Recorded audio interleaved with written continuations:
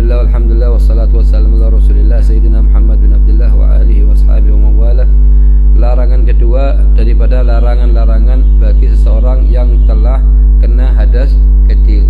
Sebagaimana yang kita kemarin kita baca bahwa hadas itu dibagi menjadi berapa? Hah? 2 salah, 3 salah. Dibagi berapa? Nah, kalau kita lihat dari segi perihal yang diharamkan dibagi menjadi 3. Kalau dari perihal yang mewajibkan apa yang diwajibkan setelahnya dibagi menjadi 2.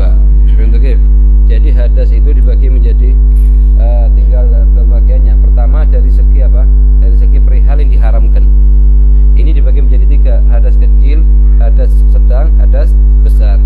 Dan yang kedua dari perihal yang diwajibkan untuk mengerjakan amalan setelahnya, yaitu dibagi menjadi 2, hadas kecil, hadas besar.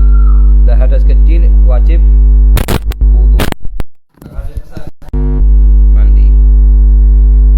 Tapi kalau kita mandang dari segi perihal yang diharamkan setelahnya, amalan-amalan yang diharamkan setelahnya, ini dibagi menjadi 3. Namanya hadas kecil, hadas sedang, hadas besar. Nah, perihal yang diharamkan bagi orang yang hadas kecil ada 4, hadas sedang ada 6, hadas 11. Itu 11 perkara yang diharamkan bagi orang yang sedang kena hadas besar. Hadas kecil di sini apa yang dimaksud di sini? Yaitu mengerjakan salah satu dari 4 perkara yang membatalkan wudu. Kalau satu orang sudah mengerjakan salah satu dari 4 perkara yang membatalkan wudu, dinamakan muhdits hadatsal asghar. Dia termasuk kena hadas kecil dan diharamkan bagi dia 4 perkara. Perkara yang pertama salat, perkara yang kedua tawaf, perkara yang ketiga nyentuh Al-Quran, perkara yang keempat membawa Al-Quran. Ini perkara yang pertama setelah kita bahas kemarin, yaitu apa? Salat. Salat itu kemarin dibagi menjadi berapa? 2. Ada namanya salat fardu, ada namanya salat sunnah. Yang ketiga mislus salah. Jadi salat dibagi menjadi berapa? 3. Mislus salah artinya apa? Sujud syukur, sujud tilawah, khutbah Jumat. Lah kalau salat dibagi 2, fardu aini, fardu kifai. Kalau salat sunnah dibagi menjadi 3. Yang pertama apa? Salat sunnah yang punya waktu khusus namakan dzatu waktin. Yang kedua, salat sunnah yang mempunyai sebab yang khusus namakan dzatus sabab. Yang ketiga, salat yang tidak punya waktu, tidak punya sebab, dinamakan dengan nafil mutlak. Itu yang ketiga. Lah yang kedua ini yang punya sebab dibagi menjadi 3. Dibagi menjadi 3. Dzatus sabab mutaqaddim, dzatus sabab mudharin, dzatus sabab mutaakhir. Yang intinya seseorang yang dalam keadaan berhadas harus dia mengerjakan salat kalau syarat-syaratnya telah terpenuhi. Syarat yang pertama apa? Diharamkannya mengerjakan salat. Ini pertama kali perihal salat. Diharamkannya dengan 3 syarat. Syarat yang pertama aliman. Kadang-kadang dia tahu hukum. Tapi kalau satu orang tidak tahu hukum, dia salat tanpa wudu, maka hukumnya tidak dosa. Salatnya tidak sah tapi tidak dosa. Yang kedua, amidan, dengan disengaja. Lain halnya kalau tanpa disengaja dia lupa, maka hukum salatnya tidak sah, akan tetapi tidak dosa. Yang ketiga, mukhtar. Mana mukhtar artinya apa? Tidak ada paksaan. Lain halnya kalau dia karena paksaan dia salatnya, maka hukumnya tidak dosa. Nah, hukum mengerjakan sholat tanpa wudu adalah kalau telah terpenuhi syaratnya ini tidak sah dan tidak dosa. Kalau tidak terpenuhi syaratnya maka sah dan dosa. Kecuali kemarin kita bahas sholat tanpa wudu di 4 masalah atau dalam keadaan berhadas atau dalam keadaan berhadas itu dihukumi tetap sah di 4 masalah. Masalah yang pertama perkecualian yang kemarin yaitu apa? Ya, hadas. Kalau satu orang sudah keluar hadas, yang kedua, Faqidut tahuren artinya dia tidak punya air untuk wudu dan tidak punya debu untuk tayamum. Bagaimana kewajibannya dia? Seperti mana kita bahas kemarin, yaitu wajib sholat li hurmatul waqt. Kemudian setelah selesai sholat dia nanti kalau dapat air ya wajib diulang. Kalau dalam waktunya, kalau setelah keluar waktunya maka tidak wajib diulang. Kalau sudah keluar waktunya wajib diulang kalau dapat air. Tapi kalau dapat tayamum, dapat debu, ada perbedaan hukum yang sudah kemarin. Yang ketiga apa? Mukroh. Dan sebelumnya mukroh. Betul kan? Kalau mukroh, kalau dipaksa untuk sholat itu hukumnya. Yang keempat, Sholat jenazah. sholat jenazah menurut pendapat sebagian ulama. Tapi pendapat yang kuat dalam mazhab Imam Syafi'i, sholat jenazah tidak mungkin dikerjakan kecuali dengan pakai Wudu. Ini pembahasan yang kemarin semua ini. Betul kan? Nah, kalau misalnya fardhu tahuran ini, fardhu tahuran artinya apa? Tidak punya air untuk wudu, tidak punya debu untuk tayammum. Apa hukumnya? Menurut pendapat yang kuat dalam mazhab Imam Syafi'i, dia wajib sholat li hurmatil waqt. Kemudian setelah selesai sholat, kemarin kita ketahui, setelah selesai sholat ada kalanya dia dapat air, ada kalanya dia dapat debu. Kalau dapat air, hukumnya gimana? Wajib untuk diulang kalau waktunya masih ada, dan wajib diqadha kalau sudah keluar waktu. Kalau dapatnya debu dibagi menjadi dua. Jadi ada kalanya sebelum keluar waktu sholat atau kadang setelah Keluar waktu sholat.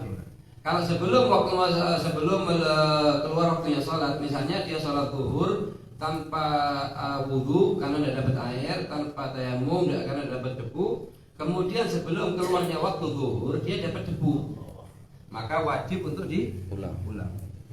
Tapi kalau setelah keluarnya waktu zuhur jam 4 sore baru dapat debu, itu dibagi menjadi dua. Yang pertama apa? Ada kalanya di tempat yang pada umumnya dia waktu tayammum, di tempat yang pada umumnya ada air, maka hukumnya apa? Tidak wajib. Ada kalanya dia tayammum di tempat yang pada umumnya tidak ada air, maka hukumnya wajib qadha.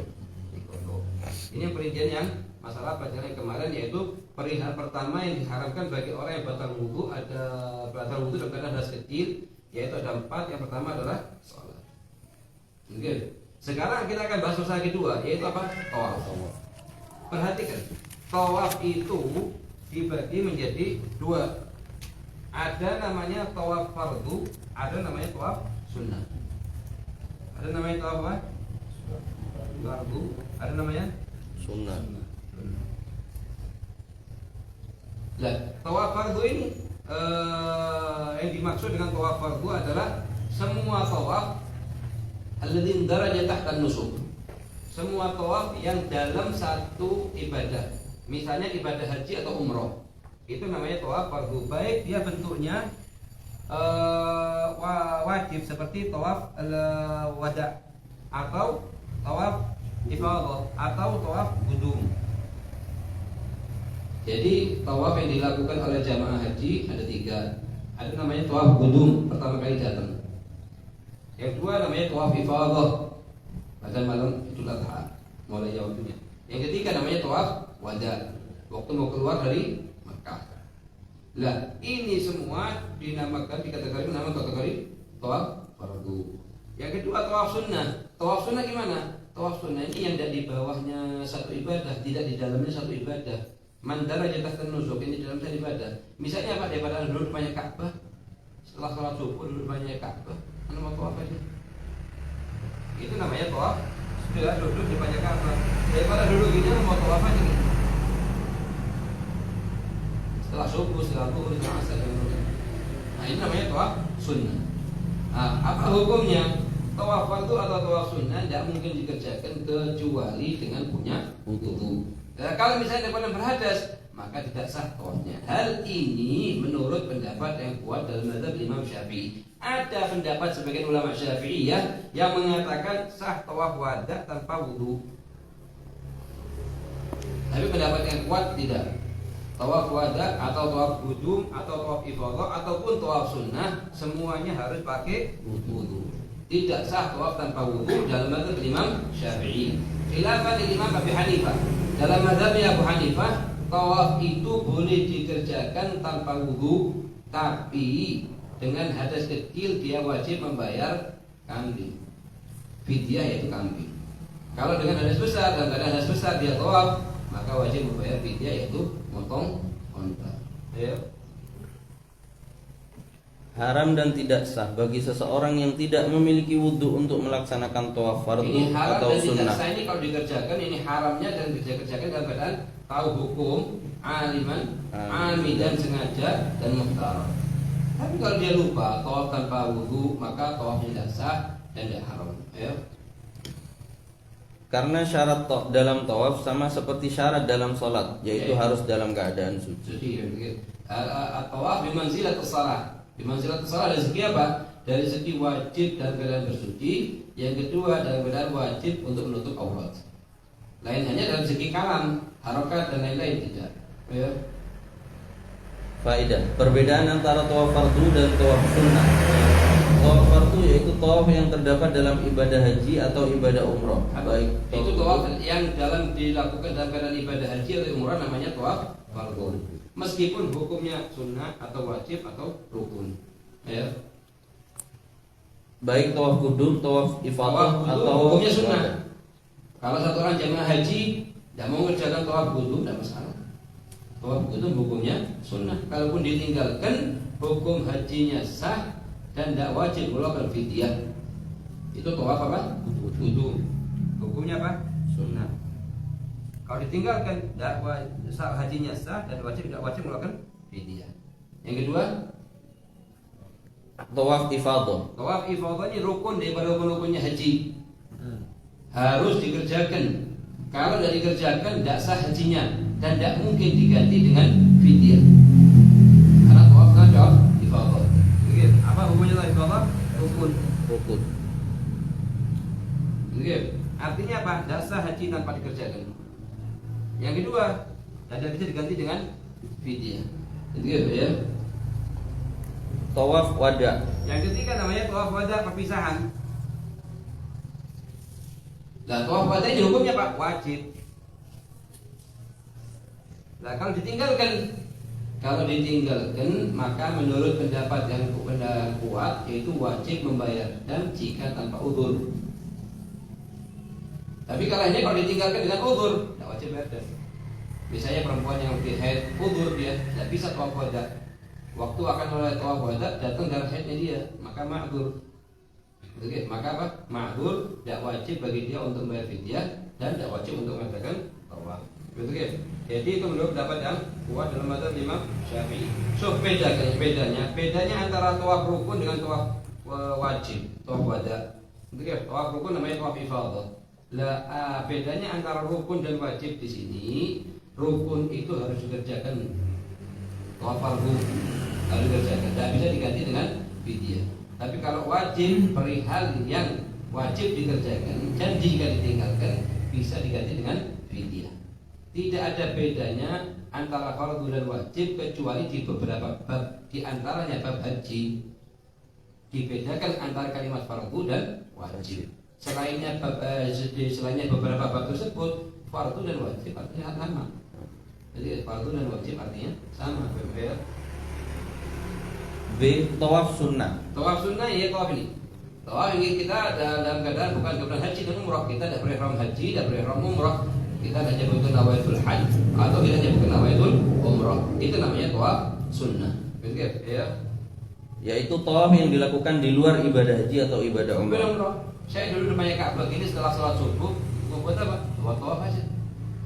Atau setelah sholat duhur atau kita masuk masjid Haram Makkah setelah waktu apapun maka kita gunakan untuk tawaf, itu namanya tawaf sunnah. Ya. 3. Menyentuh Al-Quran. Nah, bedanya tawaf fardu dengan tawaf sunnah ini ada beberapa masalah fikih yang berhubungan dengan tawaf fardu dan tawaf sunnah. Masalah yang pertama bedanya tawaf fardu dan tawaf sunnah. Kalau tawaf fardu ini tidak butuh niat, tapi kalau tawaf sunnah butuh niat. Itu perbedaan pertama antara tawaf fardu sama tawaf sunnah. Kalau tawaf fardu tidak butuh niat, sunnah tapi niat. Kenapa? Karena niatnya kita haji, niatnya kita umrah cukup untuk niat tawaf ifadah, untuk tawaf qudum, untuk tawaf wada. Jadi misalnya kita orang jamaah haji nih mau mengerjakan tawaf qudum, enggak tahu itu tawaf qudum, tidak wajib, sunnah bas. Atau mengerjakan tawaf ifadah, apakah wajib niat? Tidak wajib niat, sunnah. Atau mengerjakan tawaf wada, apakah wajib? Tidak wajib, sunnah untuk niat. Lain hanya kalau tawaf sunnah wajib untuk niat. Anak kalau muter gitu aja 7 kali di depannya Ka'bah, bukan karena ibadah haji atau umrah, maka tidak terhitung termasuk ibadah. Termasuk tidak terhitung termasuk ibadah tawaf, kecuali anak niat. Nah itu tawaf lillahi ta'ala, sab'a aswat lillahi ta'ala. Saya niat tawaf 7 kali putaran karena Allah Subhanahu wa taala. Itu baru dapat pahala. Itu perbedaan pertama antara tawaf fardu sama tawaf sunnah. Kalau perbedaan kedua, tawaf fardu ini nggak mungkin kurang dari 7 putaran. Harus 7. Harus apa? 7 kali putaran. Kalau kurang sedikit pun tidak sah, tidak terhitung. Tapi kalau tawaf sunnah boleh tidak kurang dari 7? Kalau tawaf sunnah boleh tidak kurang dari 7 putaran atau harus 7? Apa jawabannya?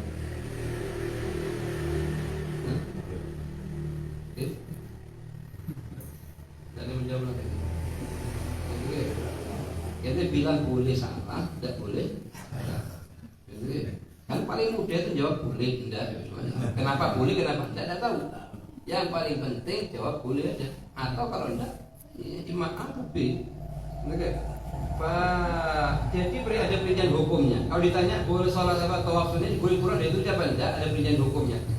Yang pertama, dari mulai dia niat tawaf sunnah, niat akan tawaf 2 atau 3 atau 4 atau 5 atau 6. Hukumnya apa? Tidak boleh. Tapi kalau dia tidak ada dari pertama tawaf, niatnya 7. Cuma setelah 3 putaran ketiga atau putaran keempat, dia akan merasa cukup dengan hal tersebut, boleh diberhentikan. Oke. Apa perincian hukumnya? Jika dari sebelum tawaf niat akan tawaf kurang dari 7, maka hukumnya tidak terhitung tawaf. Tapi kalau sudah tawaf, dia niatnya dari pertama kali tawaf akan tawaf 7 putaran. Cuma di putaran ketiga, di putaran keempat dia keburu-buru akan keluar masjid misalnya, atau akan kembali sama teman-temannya, boleh kurang dari 7. Sama kayak sujud sahwi. Sujud sahwi berapa kali? 2 kali sujud. Kalau kita ngerjakan salah satu dari 4 sujud sahwi, maka kita melakukan sebelum salam dari sholat 2 kali sujud sahwi. Kalau ditanya apakah boleh saya sujud sahwi 1 kali? Apakah boleh atau tidak? Betul ya? Boleh saja.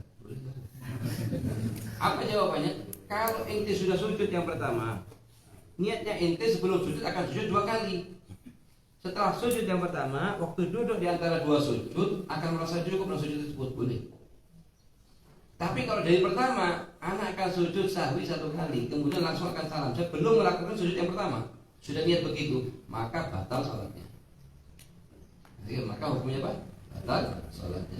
Itu perihal kedua dari perihal yang batal kedua, apa yang diharamkan bagi seorang yang batal wudu, yaitu mengerjakan apa? Tawaf tanpa wudu. Mengerjakan tawaf tanpa wudu hukumnya adalah haram meskipun tawafnya fardu atau tawafnya sunnah, jika 3 syaratnya terpenuhi, yaitu amidan, sengaja, aliman, tahu hukum, yang ketiga mukhtaran, tanpa paksaan. Begitu. Lah, kemudian kita ketahui juga bahwa tawaf dibagi menjadi berapa? 2, fardu sama sunnah. Yang dimaksud dengan fardu di sini apa? Seluruh tawaf yang dikerjakan dalam tahtan nusuk, dalam keadaan ibadah haji atau umroh. Dan tawaf sunnah adalah tawaf yang dikerjakan selain di luar ibadah haji dan umroh. Bahkan dianjurkan bagi kita kalau sempat dikasih dan takdir bisa berangkat ke Mekah untuk mengerjakan 50 tawaf. Setiap 50 tawaf. Dan setiap tawafnya 7. Jadi berapa totalnya? 350 putaran. Ini ada hadisnya. Man tawafa 50 usbu'an. Barang siapa yang tawaf 50 tawafah, dan setiap tawafannya 7. Itu usahakan kalau bisa, kalau dikasih ini rezeki sama Allah bisa sampai ke Mekah insyaallah. Bentuknya doangan ini pagi, siang, sore, malam. Kalau zaman dulu, sekarang udah tahu lagi. Kalau zaman dulu bisa ini pagi, siang, sore, malam terus untuk tawaf. Katanya Habib Zain, anak kerjakan hadis ini man tawafa 50 usbu'an, pertama kali anak masuk ke Mekah, dan anak kerjakan selama 3 hari, pagi, siang, sore, malam, dapat 80. Hari kedua dapat 70, hari kedua sampai selesai 3 hari. Itu sangat dia fadilahnya sangat besar. Fadilahnya apa? Sangat besar. Kalau mampu insyaallah ditakdir ke sana. Ayo.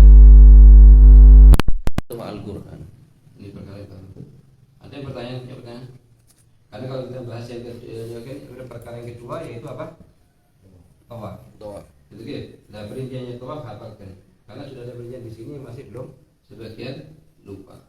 Gitu. Nah kalau kita tambah perincian ketiga ini ada muskilah kecil. Masalah besar. Oke. Masalah kedua dia punya pertanyaan. Berhubungan dengan tawaf. Apa enggak ini?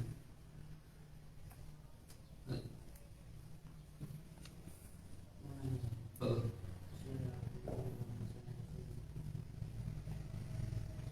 Di waktu sujud sahwi kita memang apa lupa apa tidak terus langsung kayaknya kayak apa kayaknya gitu langsung assalamualaikum gitu Di waktu sujud sahwi. mau sujud sahwi tapi memang apa ada 3 atau 4 gitu Ragu. tidak ragu Ragu sholatnya 3 rakaat atau 4 rakaat. iya tapi kayak bukannya pas kayak gitu Nah, iya. Keraguan tersebut ini kan timbul sebelum keluar sholat kan. Jadi kalau kita ragu sholatnya kita ini 3 atau 4, keraguan ini ada kalanya sebelum, ada kalanya setelah. Sebelum keluar dari sholat, ada kalanya setelah keluar dari sholat. Kalau keraguan ini setelah keluar dari sholat, tidak apa-apa, namanya buruk. Tapi kalau keraguan sebelum keluar dari sholat, maka wajib kita ngambil bilangan terkecil yaitu 3 dan kita tambah 1 rakaat. Tidak mungkin kita keluar dari sholat dengan cara salah. Selama timbul keraguan 3 atau 4, maka wajib diambil angka terkecil. Kalau dia sebagai imam atau sebagai sholat munfarid. Kalau dia makmum ngikutin imam dulu, setelah imam keluar dari sholatnya baru menambah 1 rakaat. Tapi kalau dia mau sholat dan kadang dia keluar dari sholat dan ragu, sedangkan posisinya keraguan tersebut timbul sebelum dia keluar dari sholat, maka hukum sholatnya jadi batal. Ya. Tentang sholat sunnah setelah maghrib di kitab Risalatul Mu'awana dijelaskan Qobliyatul maghrib. ya, Iya. siapa yang sholat sunnah 6 rakaat maka sama dengan ibadah 12 tahun. 6 rakaat ini maksudnya mungkin bisa yahtamil awabin. Maksudnya teknis bagaimana? Karena ada sholat ba'diyah. Jadi ada, kita kan di maghrib itu ada namanya qobliyah, ada namanya ba'diyah kan. Qobliyah 2 rakaat, ba'diyah 2 rakaat. Nah, kita punya juga namanya sholat antara maghrib dan isya, namanya awabin. Nah, awabin ini paling sedikitnya 2 rakaat, paling banyaknya 20 rakaat. Sebagai ulama membolehkan gabung antara ba'diyah dengan awabin. Misalnya kita sholat sunnah ba'diyah dan maghrib, kita juga awabin 2 rakaat. Kemudian waktu kita sholat qobliyah dan maghrib, kita juga niatkan juga untuk awabin 2 rakaat. Usolli sunnah ba'diyah dan isya ba'diyah maghrib rakaatain wal awabin. Jadi akan apa? Akan 2 rakaat dapat untuk qobliyah ba'diyah dan maghrib dan untuk awabin. Begitu juga waktu kita sholat qobliyah, kita dapat untuk qobliyah dan untuk awabin. Ya. Ini yang kita awal itu sholat witir. Kan sholat witir itu adalah penutup daripada sholat-sholat sunnah. Ij'alu akhiru salatikum witra. Kalau sholat tarawih kemudian kita tutup dengan witir. Iya. Malamnya kemarin lagi tahajud. Nah, Otomatis kan witirnya bagaimana? jadi begini, coba perhatikan.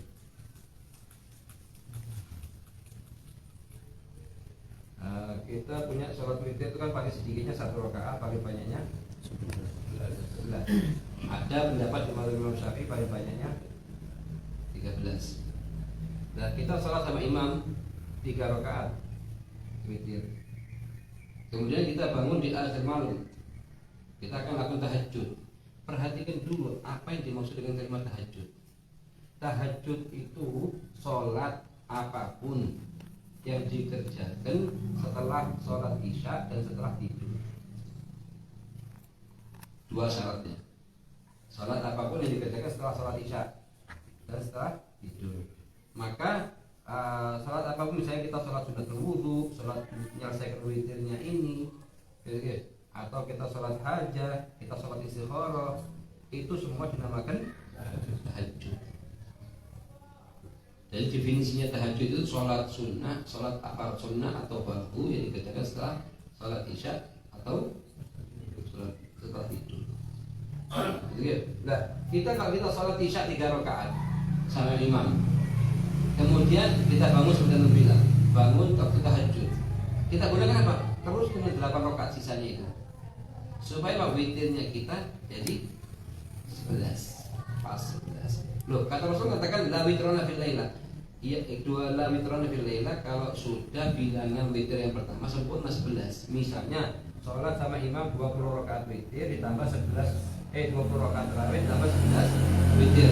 Kemudian di akhir tahajud mau sholat lagi, tidak boleh. La witrona fil laila. Kalau ini 3 hanya ditambah namanya 8, namanya takmil, menyempurnakan kekurangan witir. Ini masalah khilafiyah antara fuqaha ini. Cuma ini penyempurnaan masalah salat witir, yaitu waktu kita bangun di tahajud nanti kita nyatin witir 2 rakaat witir, 2 rakaat witir, 2 rakaat witir, 2 rakaat witir sehingga untuk 8. Nah 8 ini ditambah 3 jadi 11 agar salat witir kita menjadi sempurna. Kalau mau salat sunnah-sunnah yang lain juga tidak masalah. Juga salat-salat yang lain masalah, karena salat sunnah dan tahajud ini nama dari seluruh salat sunnah yang kita atau fardu yang dikerjakan setelah salat isya dan itu. Ayo. Lagi garu bisa. Nah, yakin lagi garu bisa itu contohnya selain tadi mama mengambil yang sedikit itu apa saja? Banyak semua perkara. La yazal yakin, la yazal syak, Yakin lagi garu bisa. al-yakinnya, keyakinan tidak mungkin la yazal bisa. Seperti sekarang kita punya wudu, kemudian kita ragu apakah wudu kita jadi batal keluar angin atau tidak. Kita yakin 100% sudah masuk kamar mandi, kita wudu, kemudian ragu apakah ada keluar angin apa tidak. Asal hukumnya tidak keluar angin. Karena kaidah mengatakan al-yakin la yazalu bisyak, kecuali di 4 masalah bentuk yakin itu bisa dihilangkan dengan syak keraguan. Jadi, yang intinya selain 4 ini tidak bisa dihilangkan dengan keraguan. Misalnya kita sudah yakin sudah punya wudu, terus ragu apakah keluar angin, maka hukumnya wudunya tetap sah dan langsung boleh sholat. Jadi banyak masalahnya. Ya. Al-aslul lajus al-aslul lajus al itu bagaimana? Semua bisa. Banyak masuk ke beberapa kaidah dia itu. Cuma dia bukan kalau dia di semua hukum, di sebagian agak dipakai. Jadi ya. Soal ini hal lain yang Fadil tanyakan perihal hubungan Lainnya misalnya sekarang yakin la yazal bisyak ilmu, keyakinan tidak bisa dihilangkan dengan keraguan kecuali di 4, di antaranya al-ghusl. Itu dia. Yang ghusl salat.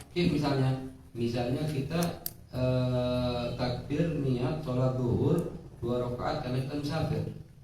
Usolli fardhu rakaatin ghuslan. Yakin kan sudah kan? Kemudian di pertengahan sholat kita ragu apakah kita niat itmam atau tidak.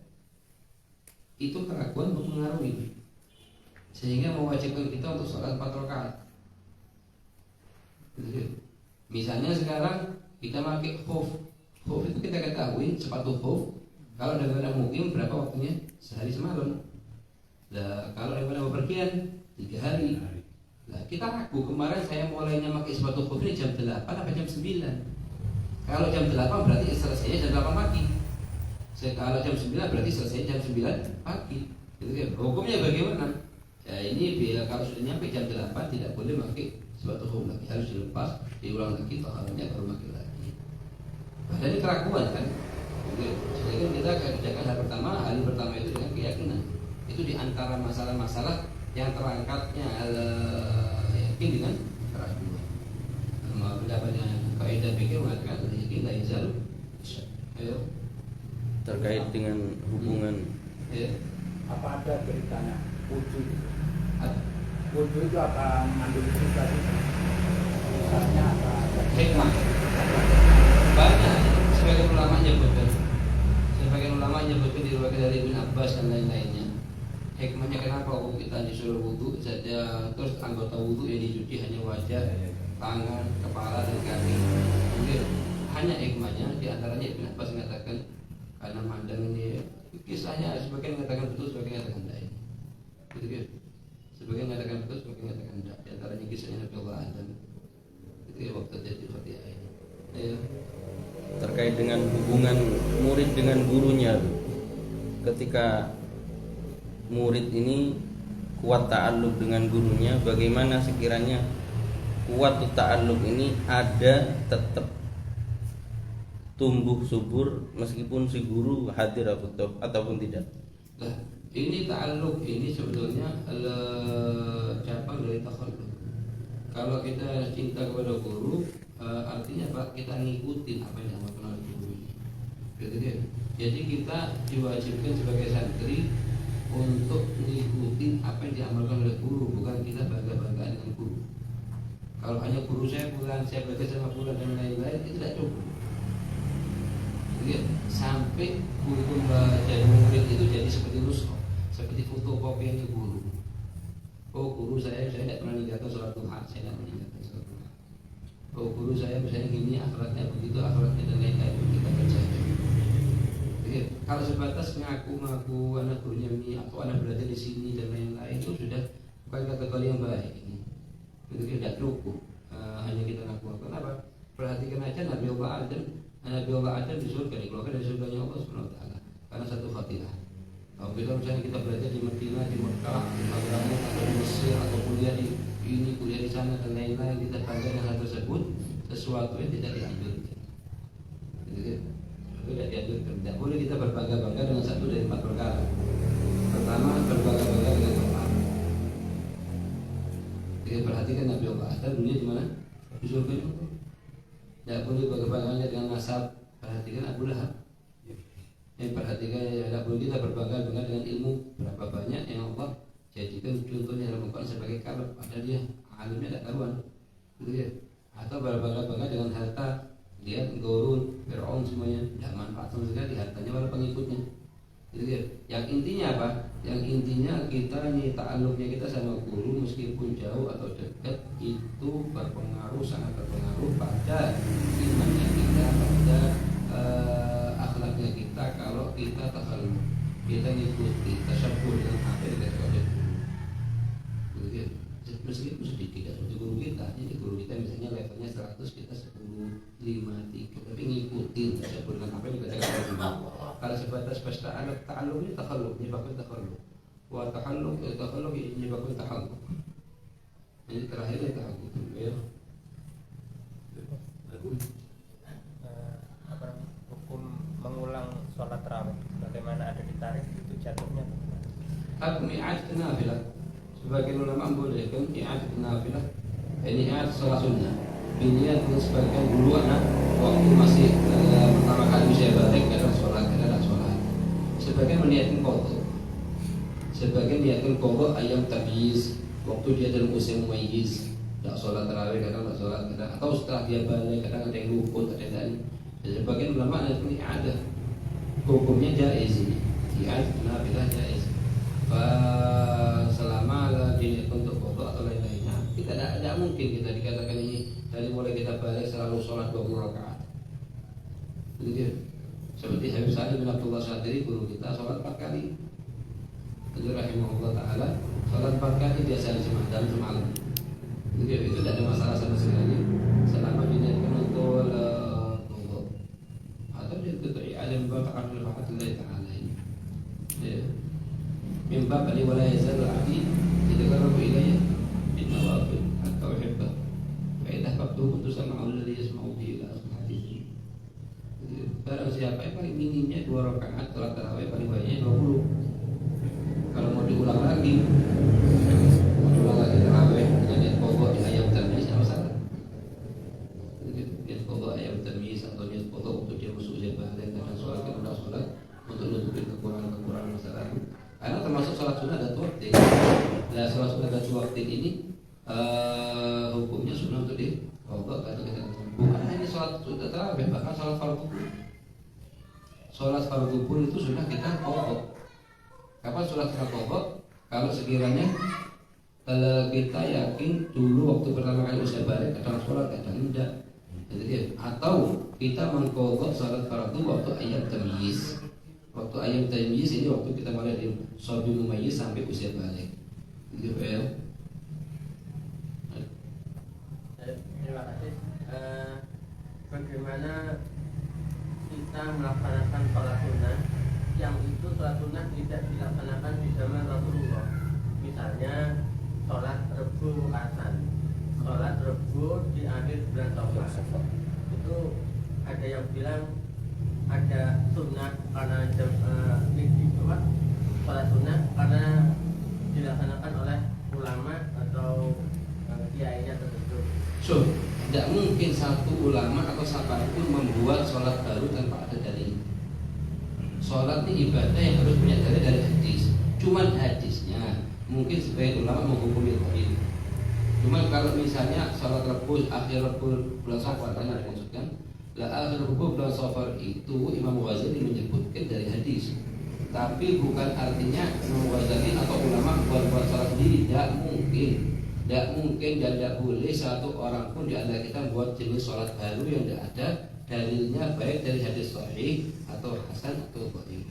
Yang intinya apa? Yang intinya yang mau sholat ngikutin apa yang dikatakan Imam Ghazali dalam kitabnya Ihya Ulumuddin Fadl, atau disebutkan seperti Syekh Abdul Qadir Jailani dalam kitabnya Al-Ghunia menyebutkan sholat tersebut, Fadl tidak mau ngikutin juga ada masalah. Jadi ada masalah di saat saya tidak menyalahkan orang yang sholat, karena memang ada ulama yang menyebutkan di antaranya Imam Ghazali dalam kitabnya Ihya Ulumuddin dan juga Imam Syekh Abdul Qadir Jailani dalam kitabnya Al-Ghunia. Barang siapa ingin sholat mengikuti mereka fadl, yang tidak ingin sholat karena merasa hadisnya dhaif dan lain-lain, tidak masalah juga. Cuma tidak mungkin bagi seorang di antara kita umat Muhammad, karena syariat itu musyarih hanya satu, Rasulullah. Yang bisa buat sholat itu hanya turun wahyu dari Allah SWT, hanya Rasulullah SAW. Cuma memang ada ulama yang kerjakan, ada ulama yang tidak kerjakan, tapi bukan ulama itu yang buat. Bukan ulama itu yang buat. Ada dalilnya, cuman sebagian ulama menghukumi dhaif. Sebagian ulama yang lain bahkan menghukumi mawdu'. Nah, kalau hadisnya selama masih dhaif boleh dipakai, tapi kalau hadisnya mawdu' tidak boleh dipakai, hanya untuk menjabarkan kepada umat bahwa ini hadis mawdu'. Kalau mengatakan bid'ah sayyi'ah di Fathul Mu'in itu kan ada sholat yang diniati ini bukan sholat bukan. Jadi misalnya malam nisfu Sya'ban ada yang mengatakan niat itu sholat nisfu Sya'ban 2 rakaat. Ini dikatakan adalah bid'ah sayyi'ah. Itu bagaimana? Jadi sebenarnya sholat tersebut itu sholat hukumnya mutlak. Jadi kata bid'ah sayyi'ah kalau kita tentukan. Nah ya. Kalau kita tentukan. Cuman yang paling aneh di zaman sekarang ini kadang ada sholat yang sudah jelas, seperti duha, witir, tasbih, ya itu kadang dikerjakan kadang enggak. Betul ya? Nah, seperti rawatib, qobliyah, ba'diyah, fadilahnya sudah jelas, hadisnya jelas, sahih semuanya enggak karuan. Nah itu kadang dikerjakan kadang enggak. Cuman sukanya nyari sholat yang aneh-aneh. Betul ya? Bukan dikatakan aneh-aneh. Dari segi maksudnya bukan masyhur. Dari segi bukan masyhur. Betul ya? Dari segi bukan masyhur. Sebagian dari sholat tersebut mempunyai dalil. Sebagian ulama sufi yang menyebutkan.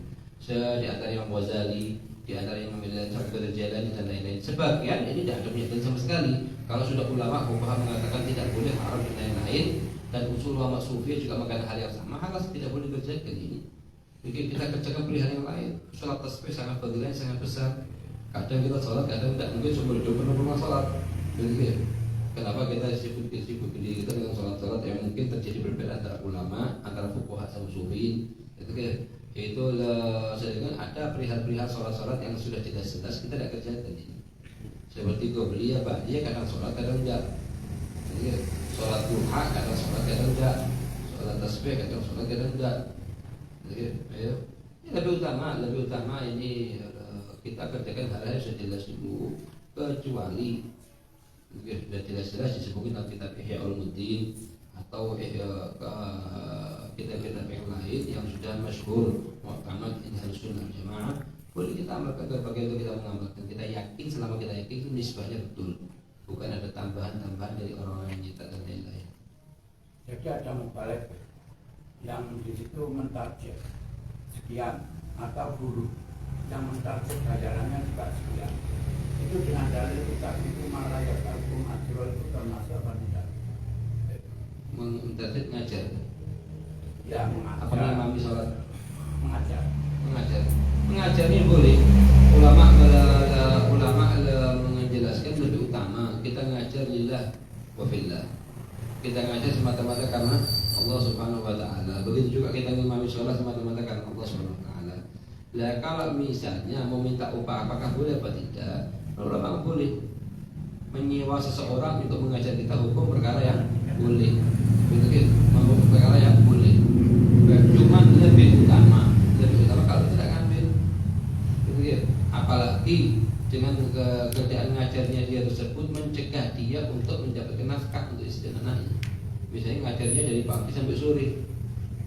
Dan kalau kita larang dia ngambil upah, dari mana dia sih nafkah istri dan anaknya?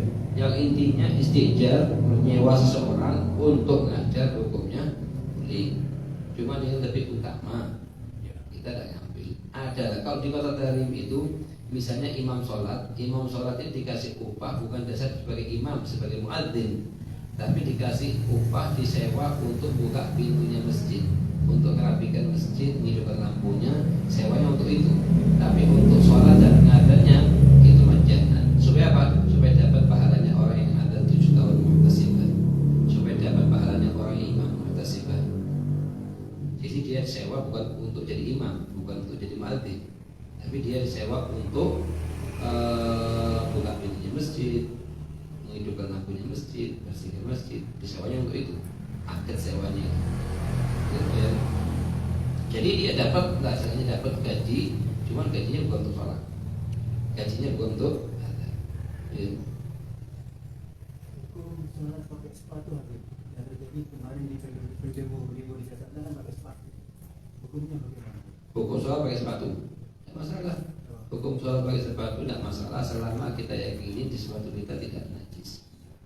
Kalau ada najis maka hukum sholatnya tidak sah. Cuma yang lebih utama yang lebih adab, kalau kita lepas sepatu kita lepas sandal kita waktu kita akan sholat. Jadi, kalau masukkan sandal ke dalam masjid ini ada bagus. Loh kan Rasulullah pernah sholat di Masjid Nabawi pakai sandal. Nah, ini ya betul. Lihat dulu di waktu Rasulullah sholat itu Masjid Nabawi tidak seperti sekarang. Kalau begitu masuk kita misalnya masuk rumahnya orang aja, bertamu ke rumahnya orang, dimasukkan sandal ke dalam, sedangkan lantainya harus mestinya dilepas sandalnya. Kira-kira pandangan sahabat itu negatif atau positif? Nah itu kalau rumahnya kita pribadi, rumahnya Allah lebih mulia daripada rumahnya kita. Jadi yang lebih utama apa? Kita lepas sandal kita, kecuali ada ugur, misalnya lantainya panas dan lain-lain, di musim panas tidak ada sama sekali karpet dan lain-lain, maka ya diletakkan kaki di atas sandal sholat. Ya.